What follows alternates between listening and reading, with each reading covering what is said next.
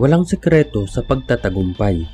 Ito ay bunga lamang ng pinagsamasamang sipag, tiyaga, dedikasyon sa mga pangarap at paglingon sa iyong pinanggagalingan. Hindi nga ba't mas masarap anihin ang bunga kung ito'y iyong pinaghihirapan? Halika't magbalik tanaw tayo sa kwento ng taong minsan ang pinagkaitan ng magandang kapalaran, pinagtampuhan ng tadhana at iwinalay sa sariling tahanan nang dahil sa sobrang kahirapan. Ngunit kailanman, napakahirap talunin ng taong hindi marunong sumuko sa laban ng buhay.